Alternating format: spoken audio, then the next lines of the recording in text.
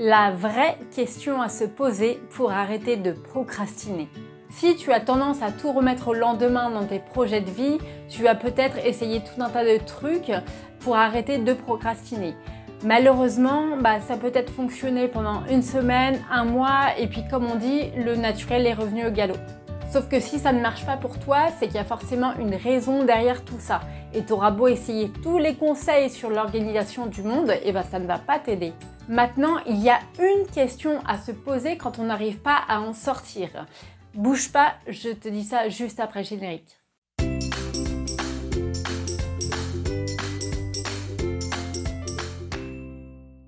Bon, déjà, je te rassure, tout le monde procrastine, même ceux qui sont les plus balèzes en organisation et en productivité. Quand on regarde les conseils sur Internet pour arrêter de procrastiner, on retrouve souvent les mêmes choses. Ça va être faire une to-do list, éviter les distractions comme supprimer les notifications de ton téléphone ou faire une pause. Et à vrai dire, il y a des bons conseils là-dedans. Moi-même, j'en ai parlé. Sauf que le vrai problème, c'est qu'on a tendance à vouloir appliquer ces conseils sans même savoir pourquoi. Et justement, la question à se poser, c'est pourquoi on procrastine?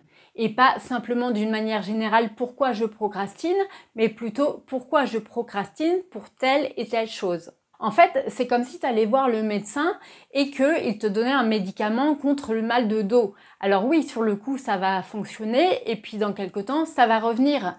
Parce que en fait, on ne traite pas la source du problème. Et tu vois, il y a quelques médecines alternatives qui justement creusent un petit peu plus. Et là, c'est exactement pareil. Avant de te dire « j'aimerais bien devenir entrepreneur, mais j'avance pas dans mes projets » ou alors j'aimerais bien perdre 5 kilos, mais je repousse toujours au lendemain ma séance de sport. Et après, tu culpabilises, tu te dis « mais comment ça se fait que j'arrive pas à m'autodiscipliner ?» Et puis tu te dis que t'arriveras jamais, que t'es feignant, etc.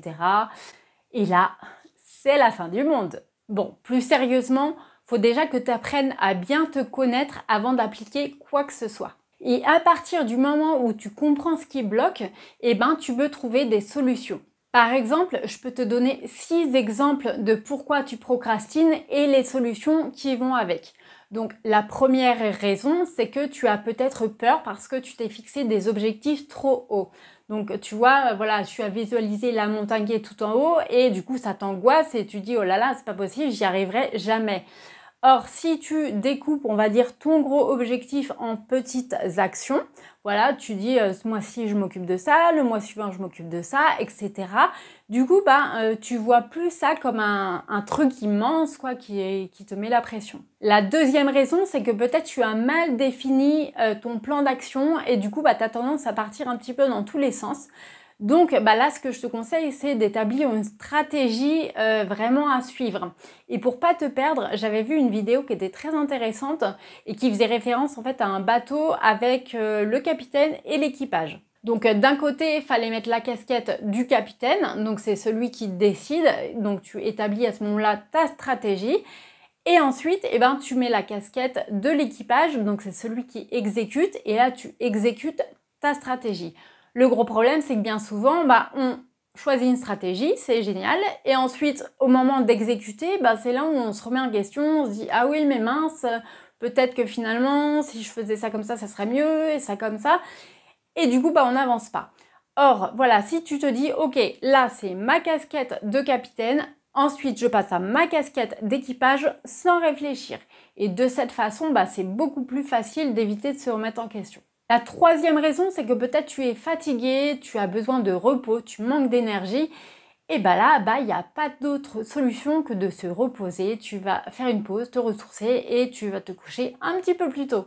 La quatrième raison, c'est que peut-être tu n'es pas aligné avec ce que tu fais. En fait, tu as un objectif, tu as un but dans la vie et que peut-être en fait tu te trompes de voie tout simplement. Donc à ce moment-là, va falloir te reconnecter avec ton pourquoi tu fais les choses. Et du coup, je t'invite à regarder ma vidéo sur le sujet qui apparaît là et là, comment trouver son pourquoi. Cinquième raison, c'est le perfectionnisme. Tu as tendance à vouloir faire un peu trop, tu as peur de ne pas être à la hauteur et du coup, tu repousses à chaque fois, tu te dis oui, mais après, je saurais peut-être mieux et forcément, tu n'avances pas. La solution, enfin une des solutions, c'est déjà d'arrêter de se comparer aux autres. Tu vois, si tu as tendance à regarder un petit peu ce que font les concurrents ou regarder un petit peu ce que font les autres, arrête. Un petit peu c'est bien, mais trop c'est pas bon non plus quoi. Sixième raison, eh ben, c'est la flemme. Donc là, c'est plutôt lié à un manque de rigueur. Donc je dirais là, va falloir mettre des choses en place, voilà, pour se fixer vraiment des deadlines, de te mettre vraiment tes tâches à effectuer dans un agenda et vraiment être rigoureux, quoi.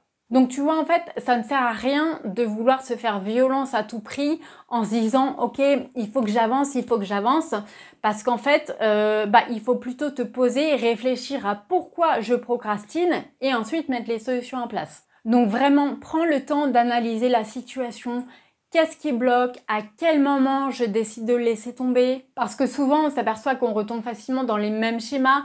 Par exemple, la peur de ne pas y arriver ou le fait qu'on n'ait pas établi un plan d'action précis et détaillé. Donc j'espère vraiment que cette vidéo t'aura aidé. La semaine prochaine, je vais te partager une méthode totalement inconnue pour arrêter de procrastiner. Donc, sois au rendez-vous. Et moi, en attendant, je te souhaite une bonne journée, une bonne soirée et je te dis à bientôt. Ciao!